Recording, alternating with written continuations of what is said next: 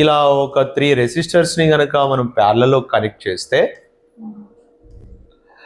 Individual resistance కంటే 3, 4, 5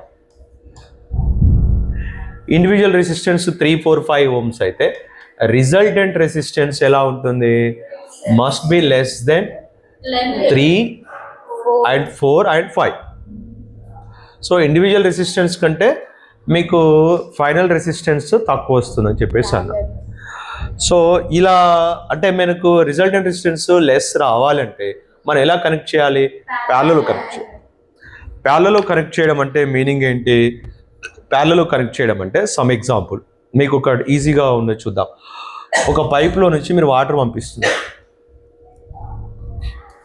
ఒక పెద్ద పైప్లో నుంచి వచ్చే నీళ్ళని ఇలా ఒకటే పైప్లో నుంచి పంపిస్తున్నారు అనుకోండి. ఇప్పుడు ఇంత ఎక్కువ వాటరు ఈ స్మాల్ నారోగా ఉన్న పైప్లో నుంచి పోయేటప్పుడు దీనికి ఏరియా, క్రాస్ సెక్షన్ ఏరియా స్మాల్గా ఉంది.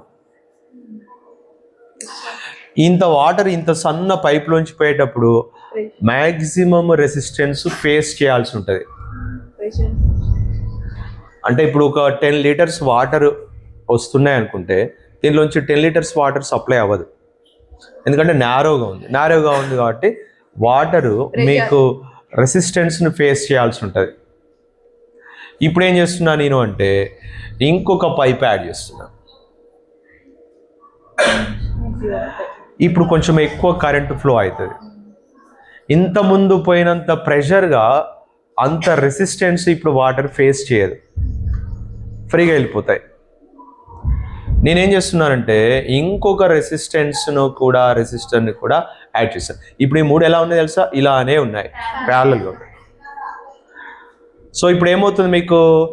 ఇంతకుముందు ఒకటే పైప్ ఉన్నప్పుడు రెసిస్టెన్స్ 10 ohms ఉంటే ఇప్పుడు నేను ఇంకో పైప్ యాడ్ చేశాను కాబట్టి ఏమవుతుంది? రెసిస్టెన్స్ 10 ohms ఉండదు, ఇప్పుడు తగ్గిపోతుంది. ఇంకొక పైప్ యాడ్ చేశాను కాబట్టి దీంట్లో నుంచి కూడా వాటర్ వెళ్తున్నాయి, దీంట్లో నుంచి వాటర్ వెళ్తున్నాయి, దీంట్లో నుంచి వాటర్. ఇప్పుడు సింపుల్గా ఈ 3 పైపులను కలిపి ఒక పెద్ద పైప్ లాగా చేశాను అనుకోండి, ఇప్పుడు రెసిస్టెన్స్ ఇంకా తగ్గిపోతుంది, ఫ్రీగా పాస్ అవుతూ ఉంటాయి వాటర్. అంటే మనము వైర్లను తీసుకొని ఒక వైర్ పక్కకే ఇంకొక వైర్, దాని కిందనే ఇంకొక వైర్, దాని కిందనే ఇంకో వైర్, దాని కిందనే ఇంకో వైర్, ఇలా యాడ్ చేసుకుంటూ వెళ్తే ఏమవుతుంది? మామూలుగా ఏమంటామంటే దొడ్డు వైర్ అంటాం. థిక్నెస్ ఇంక్రీజ్ అయిందంట. థిక్నెస్ ఇంక్రీజ్ అయితే సన్నగా ఉన్న వైర్లోనేమో ఒకటే పైప్ లాగా కంపేర్ చేసుకుంటే హై రెసిస్టెన్స్ ఫేస్ చేస్తుంది. ఎందుకంటే ఇది క్రాస్ సెక్షన్ ఏరియా లెస్గా ఉంది, ఇక్కడ క్రాస్ సెక్షన్ ఏరియా గ్రేటర్గా ఉంది, ఇక్కడ క్రాస్ సెక్షన్ ఏరియా లెస్గా ఉంది. సో ఇప్పుడు మీకు ఏమర్థమైంది? క్రాస్ సెక్షన్ ఏరియా ఎక్కువ ఉంటే ఇక్కడ రెసిస్టెన్స్ ఉండదు, తక్కువ ఉంటుంది, చాలా తక్కువ ఉంటుంది. ఇక్కడ క్రాస్ సెక్షన్ ఏరియా అనేది లెస్గా ఉంది, సన్న వైర్. ఇప్పుడు గ్రేటర్గా రెసిస్టెన్స్ ఉంటుంది. దీన్నే మనం ఆల్రెడీ ఎలా చెప్పుకున్నామంటే resistance is inversely proportional to 1/A అని చెప్పుకున్నాం. అదే ప్రిన్సిపల్ని ఇప్పుడు మనం ప్యారలల్లో మాట్లాడుతున్నాం. క్రాస్ సెక్షన్ ఏరియా స్మాలర్గా ఉంటే అంటే సన్న వైర్ అయితే థిన్ వైర్, అప్పుడు ఏమవుతుంది? గ్రేటర్ రెసిస్టెన్స్ ఉంటుంది. నంబర్ ఆఫ్ వైర్స్ యాడ్ చేస్తే ఏమవుతుంది? దొడ్డు వైర్ అంట. ఒక వైర్కి ఇంకో వైర్, ఇంకో వైర్, ఇలా మనం దొడ్డు వైర్ చేసామనుకోండి అంటే థిక్నెస్ ఇంక్రీజ్ అయింది, క్రాస్ సెక్షన్ ఏరియా ఇంక్రీజ్ అయింది. సో ఏకి ఆర్కి ఉన్న రిలేషన్ ఏంటి? Inverse proportional relation. Number of wires మీరు యాడ్ చేసుకుంటూ వెళ్తే అది కూడా ఎలా? ప్యారలల్గా ఇలా కనెక్ట్ చేస్తే ఏమవుతుంది? ఇప్పుడు దీని రెసిస్టెన్స్ డిక్రీజ్ అవుతుంది. సో అదేగా మనం చెప్పేది. సిరీస్లో అయితే రెసిస్టెన్స్, రిజల్టెంట్ రెసిస్టెన్స్ ఇంక్రీజ్ అవుతుంది. బట్ ప్యారలల్లో కనెక్ట్ చేస్తే ఏమంటున్నాను? ఇండివిజువల్ రెసిస్టెన్స్ కంటే ఫైనల్ రెసిస్టెన్స్ లెస్ దెన్గా ఉంటుంది, డిక్రీజ్ అయిపోతుంది. సో ఇప్పుడు మీరు ఇలా కనెక్ట్ చేశారు అంటే మీకు ఇక్కడ రిజల్టెంట్ రెసిస్టెన్స్ లెస్గా ఉంటుంది. ఎందుకు లెస్ అయింది? ఇదే reason. Cross section area increase అయిపోయినట్టు నంబర్ ఆఫ్ వైర్స్ ఇలా ప్యారలల్గా కనెక్ట్ చేస్తే ఇది ప్యారలల్ కనెక్షనే. ఇలా కనెక్ట్ చేస్తే దాని థిక్నెస్ ఇంక్రీజ్ అవుతుంది. థిక్నెస్ ఇంక్రీజ్ అయితే ఏమైంది చెప్పండి? ఇప్పుడు రెసిస్టెన్స్ తగ్గిపోతుంది, ఫ్రీగా వెళ్ళిపోతాయి వాటర్. రెసిస్టెన్స్ అంటే ఏమంటున్నాను, opposing the flowing or opposing the current ఇక్కడ. సో ఇక్కడ మీరు ఎక్కువ థిక్నెస్ ఉన్న వైర్ తీసుకుంటే దాంట్లో మీకు ఎక్కువ కరెంట్ పాస్ అవుతుంది, రెసిస్టెన్స్ లెస్గా ఉంటుంది. సో ఇప్పుడు మనకి ఇక్కడ అర్థమవలసిన విషయం ఏంటంటే సన్న వైర్ కంటే మందం ఉన్న వైర్, థిన్ వైర్ కంటే థిక్ వైర్లో కరెంట్ ఎక్కువ పాస్ అవుతుంది. అర్థమైందా? థిన్ వైర్ కంటే థిక్ ఉన్న వైర్లో కరెంట్ ఎక్కువ పాస్ అవుతుంది. మీరు ఎప్పుడైనా మీ ఇంట్లో, ఇప్పుడు పాత ఇళ్ళలో కాదు, ఇప్పుడు కట్టుకునేటువంటి ఇళ్ళలో ఒక 10 సంవత్సరాల నుంచి కావచ్చు అంతకంటే, మీ బడ్జెట్ని బట్టి ఎలక్ట్రీషియన్ ఏం చెప్తాడంటే, మీరు ఇల్లు కట్టించుకునేటప్పుడు పాత ఇళ్ళలో అయితేనేమో అన్నిట్లో ఇలాంటి సన్న వైరే ఉంటుంది, మామూలు వైరే ఉంటుంది. అన్ని ప్లగ్గులలో, అన్ని హోల్డర్స్లలో అన్ని సన్న వైర్లే ఉంటాయి. కొత్తగా కట్టుకునే వాళ్ళు కూడా నేను చూశాను, అన్నిట్లో సన్న వైర్లే ఉంటాయి. ఎలక్ట్రీషియన్కి మీరు చెప్పుకోవాలి, లేదంటే అంటాడు మీ బడ్జెట్ని బట్టి దాన్ని మాట్లాడతారు. ఇక్కడ హీటర్ పెట్టుకుంటాము, ఇక్కడ మోటార్ కనెక్షన్ ఇస్తాము, ఈ ప్లగ్లో ఇక్కడ మేము టీవీ పెడతాము, ఇక్కడ ఐరన్ బాక్సు, ఇక్కడ హీటర్, ఇలా మీరు ఇక్కడ ఏసీ పెడతాం, ఇలా మీరు చెప్పారనుకోండి, హై పవర్ ఉన్నటువంటి అప్లయన్సెస్ వాడేటప్పుడు లైక్ హీటర్ లేదంటే ఏసీ ఇలాంటివి వాడేటప్పుడు మీకు ఏం చెప్తాడంటే ఇక్కడ వైరింగ్ వేరే ఇవ్వాలి అంటాడు. ఆ వైర్ దొడ్డుగా ఉంటుంది.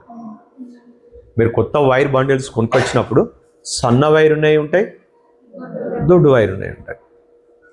దొడ్డు వైర్కి ఏంటి డిఫరెన్స్, రెండింటి మధ్యలో ఉన్న డిఫరెన్స్ ఏంటి? ఇది తక్కువ రేట్ ఉంటుంది, ఎక్కువ రేట్ ఉంటుంది.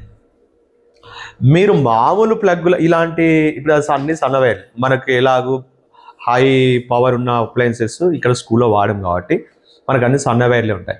మీరు సన్న వైర్లు ఉన్న మీ బోర్డు దగ్గర పొరపాటున మీరు కనుక హీటర్ పెట్టారనుకోండి, అలానే వాడుతుంటే ఏమైతే తెలుసా, లోపల వైర్లు మెల్ట్ అయిపోతాయి, ప్లగ్ అంతా కాలిపోయినట్టుగా దగ్గరికి వచ్చేస్తుంది, బాగా వేడెక్కి మీకు అది డ్యామేజ్ అయినట్టుగా అయిపోతుంది ప్లగ్ అంతా.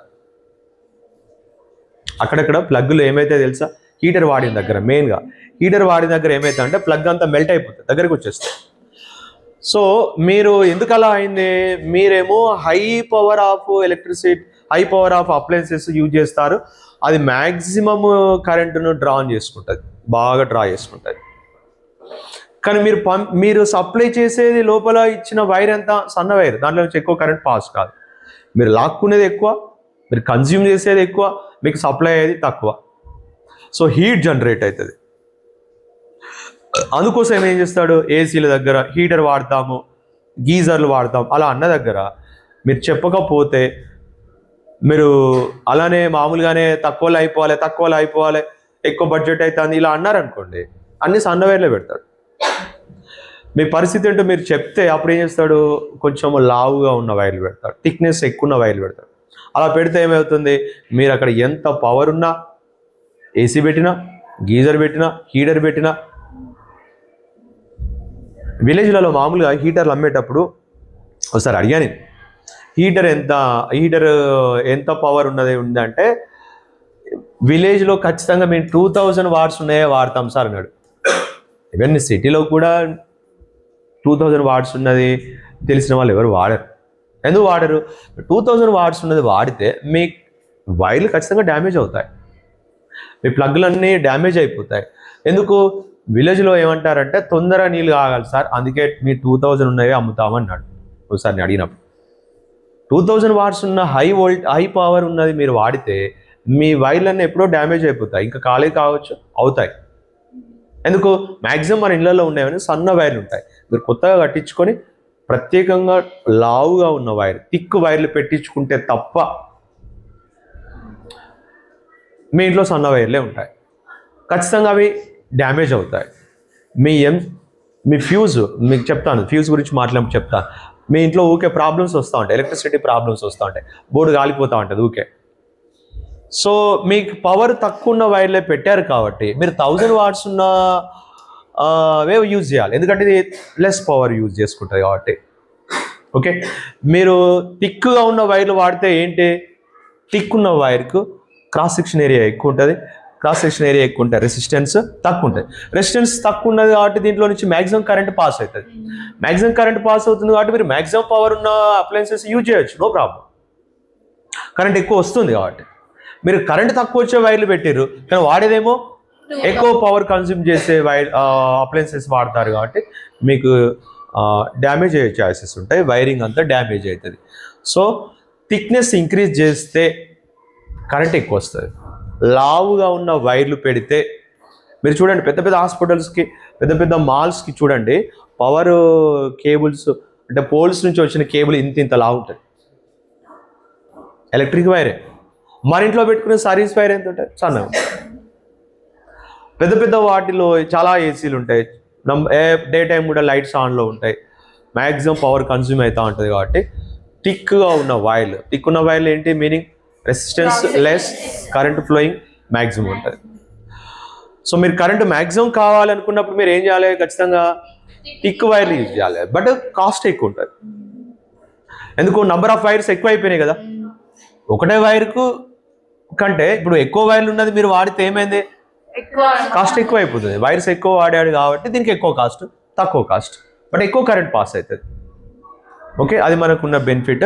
సో ఇది ప్యారలల్ సిరీస్లో మనం కలపడేటప్పుడు మనకు ఉన్నటువంటి బెనిఫిట్స్. ఓకే.